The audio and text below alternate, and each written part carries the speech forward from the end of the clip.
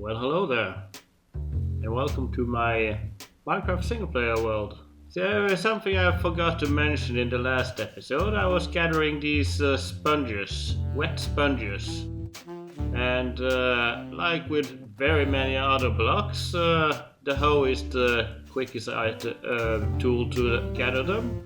Wet sponges can't be used to almost nothing, except you can heat them up in a furnace to dry them. Get dry sponges, or there's sponge. You see a clear difference between them, and every now and then there's water popping off the wet sponges. Now this takes a little bit of time. There is a really quick way to dry up sponges. You just need access to the nether. You see in the nether, if you place down sponges, they immediately dry off.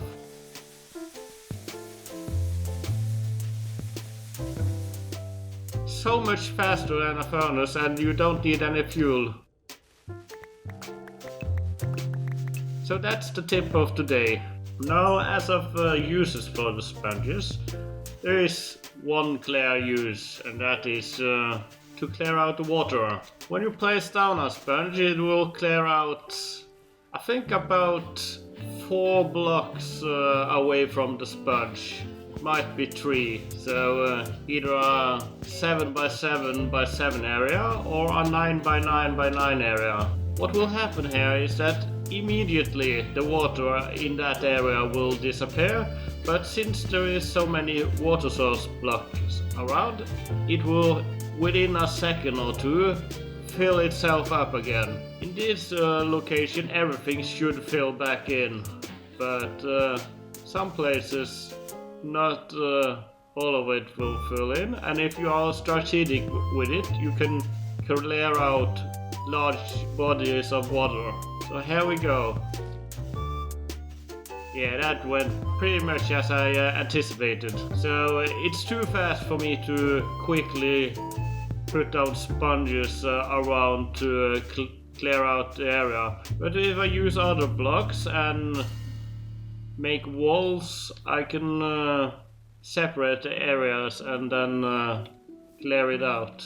It's very common to use it to clear out ocean monuments where you find the sponges, and then you can build your own Atlantis underneath there. Or more often it is to get hold of the blocks and maybe make a farm for the guardians and drops they give, which is mostly for the blocks and stuff you can get at the ocean monument. They also drop fish, and you can get some ink from squids there as well. Prismarine is the stuff you get around there.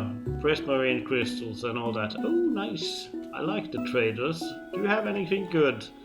Lots of block. I was thinking nothing here. So yeah, I'm gathering these mini blocks. Going to use them for decoration, like the small oak logs. They are great for decoration if I want to make a place where someone been chopping wood. I can put some campfire now, which is unlit, and it looks like chopped wood next to a chopping block. I have added the statues data pack. I mentioned that in a previous episode talking about data packs. I haven't gotten around to use it yet, because that's more of adding in detailed stuff when I got more structures built up around here.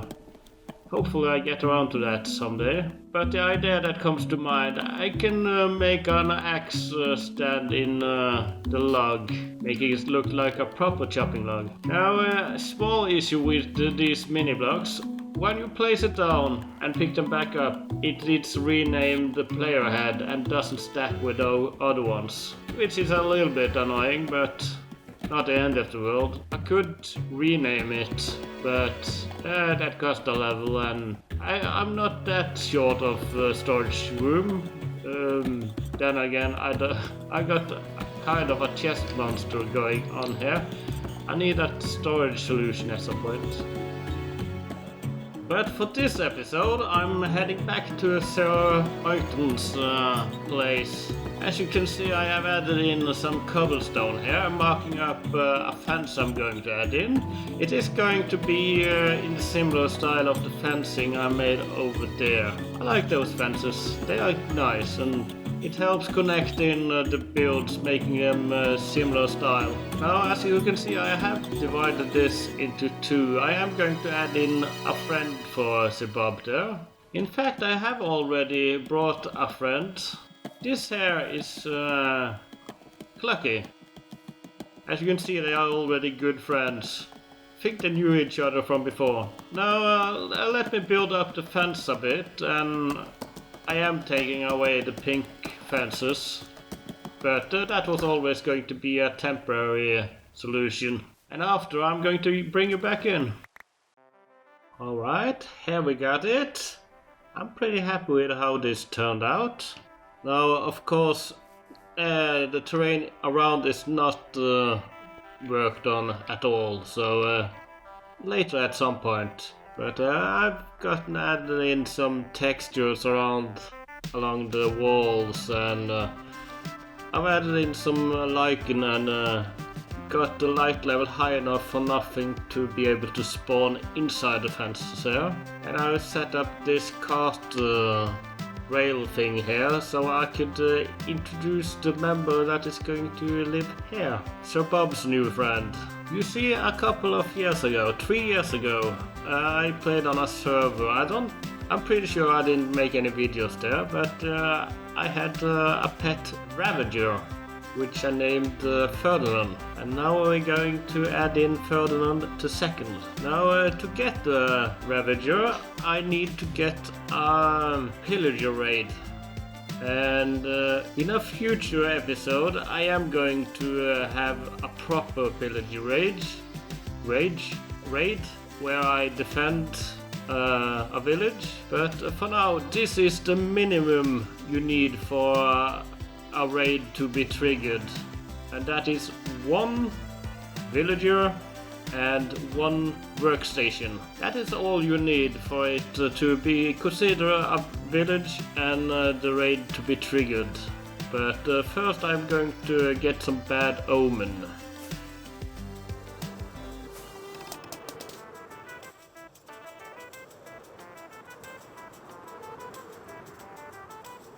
So many pillagers and none with the raid banner.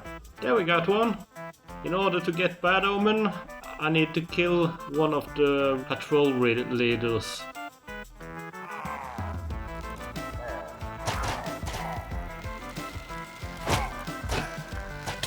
There we go. Okay, so as you can see, I have put minecarts going around there. I'm going to catch one of the Ravagers in a minecart. You can't catch them in well, maybe you can catch them in boat, but that wouldn't be any good because I need to move it and try to get in a boat with a Ravager. So how this is going to work?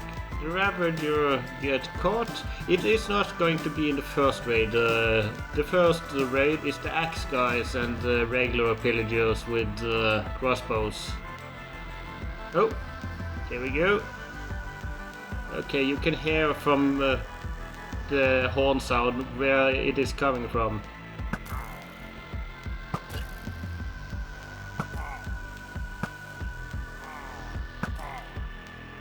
And also, they can't cross the rail line.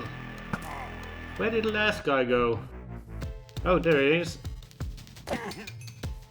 Let's see if the second raid got any Ravagers. No, didn't think so either. I'm playing on normal difficulty at the moment, so I think there is a max of 4 or 5 raids. See, that's how they are going to get picked up.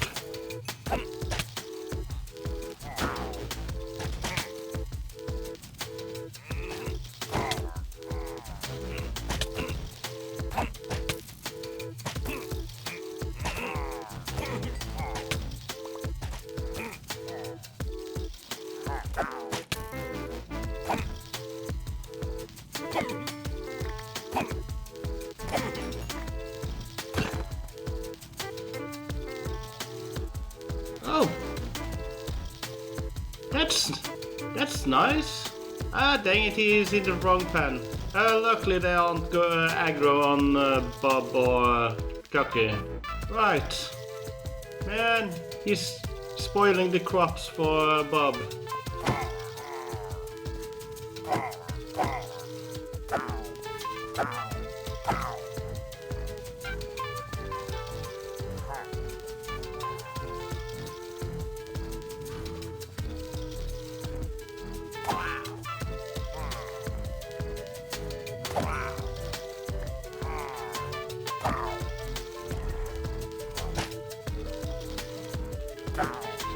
I was afraid this was going to happen. Well, not really afraid, but I knew it was a possibility.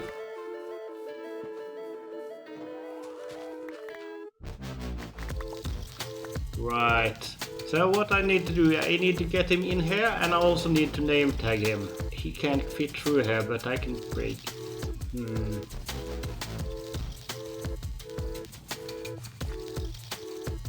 Come on, stupid. He's named. Come here, you.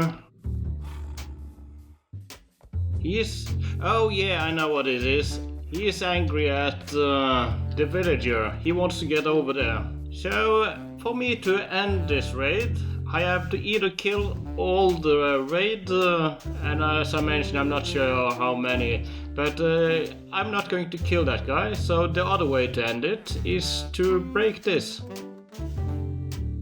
Which brings this to a raid defeat. That's fine. And since that guy is named, he's not going to despawn. And I should be able to get him to follow me in here.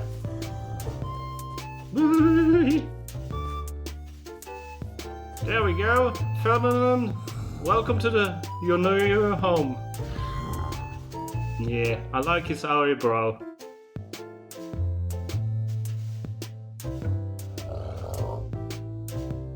Man, he made such a mess in here. Sorry, Bob, but that's just how your new friend is.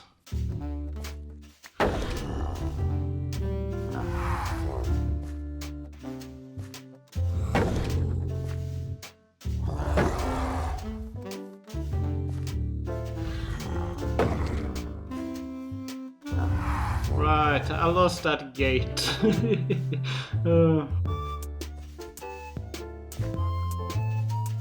Anyway, so Bob, I got you a couple of new friends today, and I improved your home a little bit, and then Ferdinand II ruined your crops a little bit, but you still got some around, and I might do some more bits around here. And as you might have noticed, I made a little bit of a cave for for Ferdinand. He got some reach to him.